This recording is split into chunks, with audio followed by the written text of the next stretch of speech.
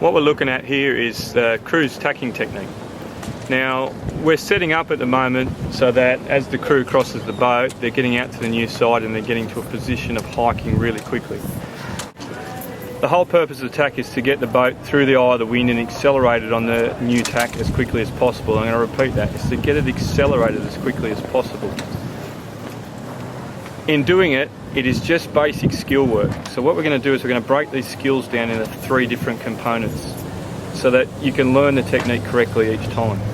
Now we're going to show you a tack from a seated position on one side of the boat to the other, but what you need to recognise as a crew is if you start a tack in the middle of the boat, it's most likely going to finish it in the middle of the boat. If you start a tack from a hiking position, you're most likely going to finish it from a hiking position. This technique stays the same, it just comes down to where you start and finish it. The movement across the boat is the same, what you do with the ropes and the rotator is the same. So the first thing we're going to do is we're just going to walk through a tack. We're not going to put anything else in the hands, we're not going to complicate the issue, we are just going to show you the technique of walking. So to make life simple, the first thing we do is get some simple tape and we mark where we want Tina's feet to land. So the first thing I'm going to do is I'm just going to mark just on the side of the centerboard case with an X. X marks the spot. That gives Tina a visual reference while she is learning how to do the tack. We're going to put one on each side of the boat and we'll give the reason of why it's put there shortly. But the first thing you're going to notice is Tina's now going to move up into her normal crewing position for upwind sailing. And the first thing she's going to do is she's going to set her feet up for crossing the boat. So you're going to notice that she brings her front foot and she pushes it against the side wall of the tank. We push it against the side wall of the tank for the same reason we've placed the X here against the centerboard case. And that is, in case the boat leans over, she's still got a surface that she can push off of. So if I grab the boat right now and make life really hard for Tina by doing this, as she comes in and pushes, you can see she can still push off that surface without her foot slipping. I'll just let Tina back down, let her go back to her position. So the first thing we're going to do is we're going to slide our foot up the side wall of the tank. That's our front foot. Our rear foot is going to come out of the tow strap and move across the boat to the X marks the spot, and then Tina's going to walk across the boat without using her hands to touch anything. And she's going to sit on the new side. Now I'm quite conscious of her feet position the whole way through, that it is solid and it is strong. So when she does it this time, we're going to add a little bit more to it, but she's going to do the same foot technique. The front foot is going to go up against the side wall tank. Her rear foot's going to come out of the tow strap, it's going to go to the far side tank. Wait, Tina, just wait. Tina is now going to do what I'm going to say is duck, stand, swivel, sit. So the first thing she's going to do is she's going to duck under the boom with her shoulders fairly square, and she's almost going to stand up. This is an exaggeration of the movement, but it helps you to remember how to do it. So she's going to duck, stand, swivel, sit. Now, if you practice the exaggerated movements, they will slowly become more fine-tuned until now Tina crosses the boat and comes back, until it just becomes one gentle, fluid motion. Now, if we pop Tina out for a minute and we stick Tara in, another one of our top crews in the fleet, even though they've sailed with completely different people in the boat, you'll see the same technique still applies. You'll see the foot position is almost exactly the same. You'll see that she ducks, stands, swivels, and then sits.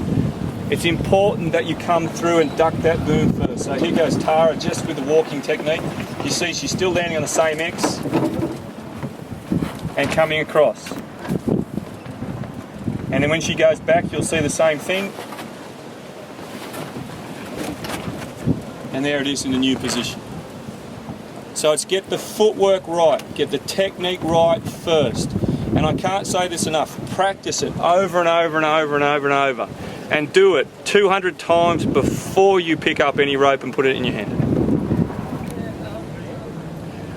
Once my crews, or Hugh's crew, has got the hang of walking across the boat correctly and moving correctly, then I'll bring the jib sheet into play. And this is important to remember it because I always want my crews facing forwards. And a lot of crews, when they're first learning, struggle with the concept of facing forwards and try and spin facing backwards, which is a bad thing. They can't see what's coming next, they can't see their jib, they can't adjust the rotator correctly because they're facing the wrong way. So what we're going to do here is first Tara picks up the active sheet. That's the one that the jib's currently loaded up with her rear hand, so that's the hand at the back of the boat. She's then going to pick up the lazy sheet with her front hand, and she's going to do this like V grip, which you'll learn about shortly. But it's important that that V grip is there because it's going to allow her hand to slide. Now, the same footwork still applies, so you must get the footwork down pat before you start. So the first thing Tara is now going to do is uncleat the active sheet. She's then going to start to move across the boat with the same footwork technique that she was practicing before. Off you go, Tara. And as she comes across, you notice that the jib sheet just comes with her. She doesn't actually have to pull it, her hand is actually sliding up it because it's already cleated on by the time she gets to the new side. Now, to repeat that again, she picks up the active sheet with her rear hand. She picks up the lazy sheet with her front hand in a V grip. She then uncleats the jib sheet and starts to cross the boat. As she crosses the boat, the jib sheet just comes with her. When she arrives at the new side, she has no need to pull the jib sheet on because it should already be there. Now, if in some instance we're coming from a sailing position where the breeze drops in strength as we go through the tack, hopefully not, and Tara is asked to stop halfway, so Tara's going to stop halfway this time. Her arm is slightly in front of her, but what you'll notice is the jib is already on and cleated when she gets to the halfway point of the boat. So if you go Tara, and you'll see she just stops there, balances, and you'll notice that the jib sheet is already on, even though she's halfway across the boat. Thanks, Tara. Once your crew's got the hang of walking across the boat and doing the jib sheet, then we're finally going to add in the rotator to the system. Now the reason I'm leaving the rotator to last is because usually it's the most physically demanding part of the boat, but it's only physically demanding if you do the technique wrong. Now you can notice that my crew isn't the largest young lady in the world, but she can still pull the rotator with full bang on with not a problem in the world. So it's technique, and it's a matter of getting the technique right. So we're going to oversimplify it to start with so that people understand it. The footwork is staying exactly the same. The jib sheet work is staying exactly the same, we're just adding in the rotator. Now before we talked about the V grip on the lazy sheet. The V grip is going to allow Tina to slide her hand up that rope and reach out for the rotator. At which point she's going to grab the rotator as far towards the back of the handle as possible so she's got as much leverage as possible. The next thing you're going to notice is that Tina's arm is in a quite straight position. The reason we want it in a straight position is because she's going to pull the rotator with her shoulders, not her arm strength. So the next motion Tina is going to make is she's just going to rock her shoulders back. So Tina rocks her shoulders back, the rotator comes through. And now the rest of the tack is still the same. She uncleats the jib and she crosses the boat. Out onto the new side and can go straight into a hiking position by just kicking a foot out. Going back into the tack, she slides up the lazy sheet, grabs the rotator as far back as possible and leans back with her shoulders, and then goes into crossing the boat.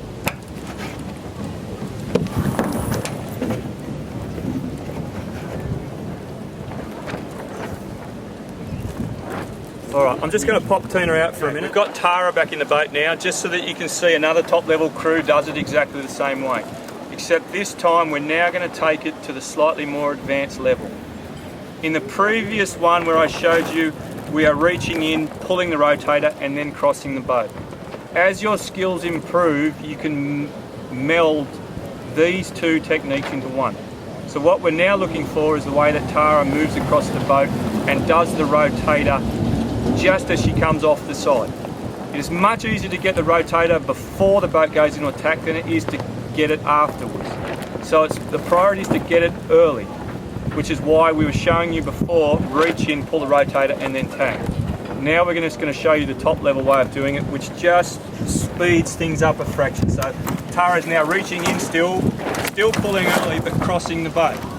You can see that once she's got it, she's using that to get her head down and start going under the boom. So Tara goes again, she reaches up for the rotator and she's moving as it goes. And again, She reaches in for the rotator, up the lazy sheet, and moves as it goes. One important thing to remember is if you're going to do it this technique, once you get the hang of it, is that the first thing Tara is going to do is uncleat the jib sheet. In doing so, she now needs to hold tension on that jib sheet while she moves into the rotator. So as she moves into the rotator, you'll see she's holding tension on the sheet, and then she crosses the boat. And this is the important part, is to remember to hold tension on that sheet. Don't let the jib sheet go. So here she goes again. She's going to uncleat the jib first, and the rest is the same.